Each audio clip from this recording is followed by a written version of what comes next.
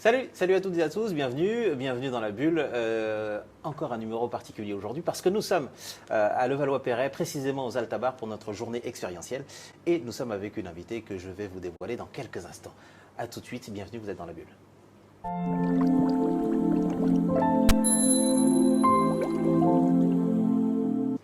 Bonjour Céline, alors qui es-tu ? Donc Céline Saint-Elise, je suis la dirigeante aujourd'hui de Noracare, qui est une PME basée à Lyon et qui fabrique des implants pour la chirurgie orthopédique. Céline, dirigeante, c'est-à-dire Noracare, qu'est-ce que c'est ?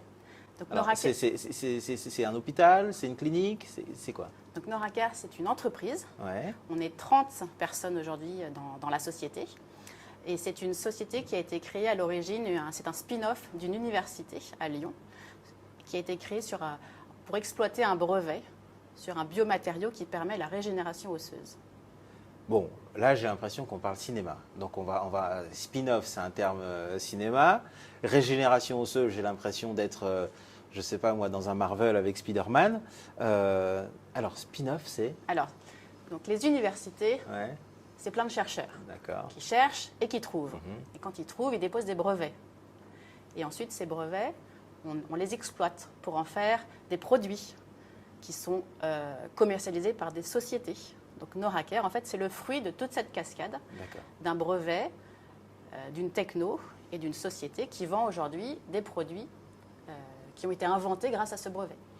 Et toi, dans ce dispositif, tu es la directrice, mais est-ce que tu es chercheuse, docteur, médecin quel est ton cursus ? Alors moi, j'ai une formation d'ingénieur en biophysique et j'ai fait toute la première partie de ma carrière justement dans des laboratoires de recherche chez L'Oréal, chez Philips. J'ai d'abord travaillé en Allemagne et puis en Chine où j'ai monté le laboratoire de recherche pour L'Oréal. Et en 2012, nous sommes rentrés avec mon mari aux Pays-Bas. Et c'est là qu'en fait, j'ai rejoint un fonds d'investissement qui a investi dans les sociétés de la santé en France très tôt, juste après ce qu'on appelle les Family and Friends, pour les aider à lancer leur activité, lancer leur développement. Et Noracare fait partie des sociétés qu'on accompagne depuis de nombreuses années. Qu'est-ce qui a fait que tu t'es dit ce matériau-là, parce qu'on va en parler, on ne l'a pas encore nommé, hein, ce matériau-là, j'y crois. Pourquoi est-ce que plus lui qu'un autre ? Parce que j'imagine que tu vois plein de brevets.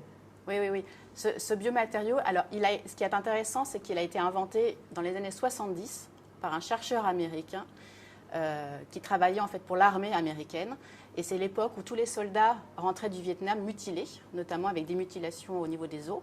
Et l'armée américaine l'a mandaté en fait pour trouver un biomatériau qui allait réparer les tissus osseux pour tous ces soldats qui revenaient du Vietnam.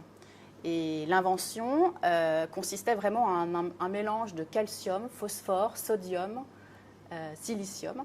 Un mélange, un verre en fait, mais un verre pas comme un verre de vitre, un verre un peu déformé, transformé, de façon à ce qu'il soit, dès qu'il est au contact de l'os, il va petit à petit se résorber naturellement et il va envoyer des signaux aux cellules souches pour leur dire, là les cocos, là il faut faire de l'os, il manque de l'os. Donc en quelques mois, le produit a disparu et on a le propre os du patient. Donc ce matériau s'appelle le BioVer. Le BioVer, voilà. D'accord. Et donc le BioVer fait en sorte que l'os se reforme. Voilà. Par exemple, si tu as une fracture complexe qui ne consolide pas, une tumeur osseuse, voilà des choses pas très sympathiques, une scoliose très douloureuse pour laquelle le chirurgien va devoir réaligner les vertèbres, on utilise en fait ce qu'on appelle des substituts osseux. Le verre bioactif fait partie de cette famille des substituts osseux. Mais sa grande particularité, c'est qu'il est complètement résorbable et va favoriser la repousse osseuse. Donc en fait, pour vulgariser un petit peu la chose, j'ai une scoliose, Ouais.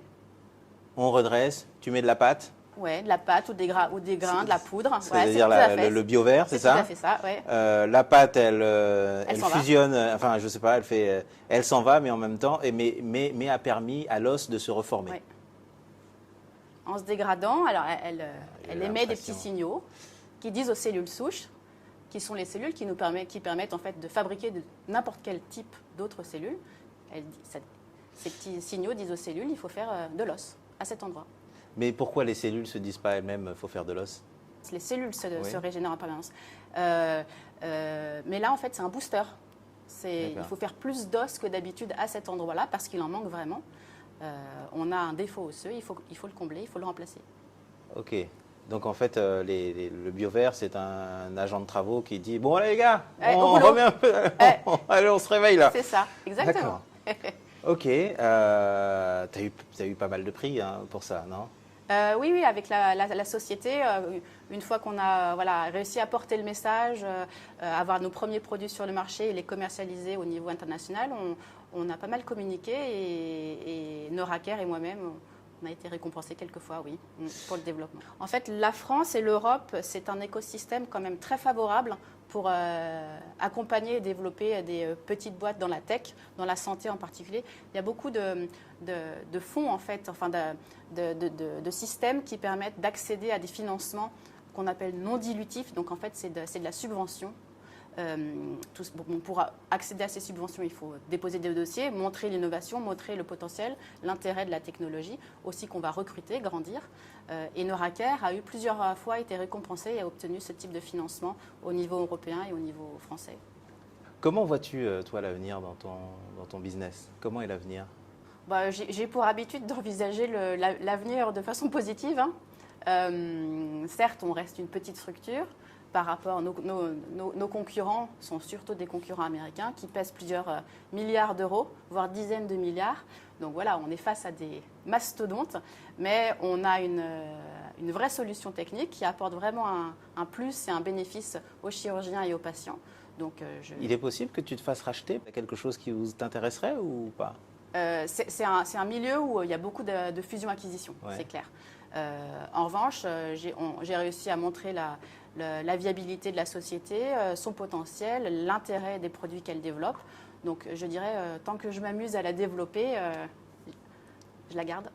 Aujourd'hui, on est dans une journée un peu particulière, c'est la journée expérientielle. Pourquoi est-ce que tu as décidé de venir ici?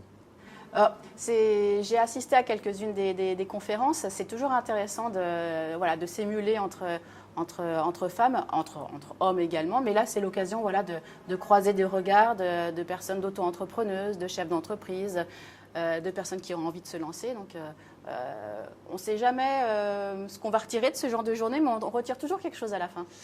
Le réseau féminin, c'est quelque chose qui te parle ou pas? Tu appartiens à des réseaux ou pas du tout?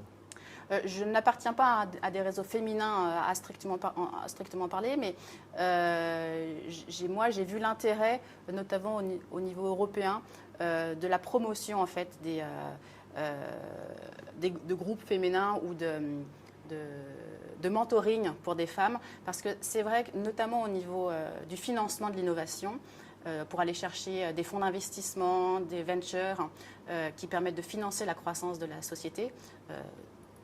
Typiquement, le type de profil qu'est Noraker, ce sont souvent des hommes et les hommes parlent aux hommes. Donc c'était plus compliqué pour toi d'aller trouver des subventions? Trouver des subventions, trouver des financements, c'est clair et net, c'est plus difficile pour une femme. Parce que les femmes parlent à des hommes. La plupart des financeurs, ce sont des hommes. Et on se comprend mieux en entre-soi, c'est connu. Si tu avais un mot pour définir cette journée? Partage. En quoi est-ce que toi, tu fais la différence? Quelle est ta valeur ajoutée? Quelle est ta singularité? Quel est ton truc en plus? Disons que je ne réfléchirai pas comme ça. Je ne me pose pas ces questions. Voire, je ne me pose pas de questions. J'y vais, j'avance. Il y a toujours des obstacles et on trouve toujours les moyens de les contourner et d'avancer. Donc, voilà. C'est pas le genre de questions que je me pose, je dirais. Tu aurais un petit conseil à donner? Pas trop réfléchir. Y aller même quand on ne maîtrise pas tout. Moi, quand j'ai rejoint Noraker, je ne savais faire que de la R&D. Diriger une boîte, on était 10 à l'époque, je ne savais pas. Les ressources humaines, je ne connaissais pas. La finance, j'y connaissais pas grand-chose. Donc, se faire confiance et très bien s'entourer. C'est vrai que aller chercher des coachs, des mentors sur les sujets qu'on maîtrise moins, c'est vraiment important. D'où l'intérêt de ce type de journée et de groupe ou qui permettent d'avoir ce mentorat et se poser les bonnes questions et avancer sans trop se prendre la tête, quoi. Ok, un mot pour la fin? Merci. Bon, merci. En tout cas, je suis ravi, Céline. Enfin, de t'avoir, enfin de discuter avec toi, parce que moi je te suis, tu fais partie des personnes qui m'impressionnent, donc je suis vraiment ravi de t'avoir aujourd'hui. Merci en tout cas Céline Saint-Olivebach, c'était Dans la bulle avec Céline Saint-Olivebach. Merci à toutes et à tous, à bientôt pour un prochain numéro. Ciao ciao, salut. Merci.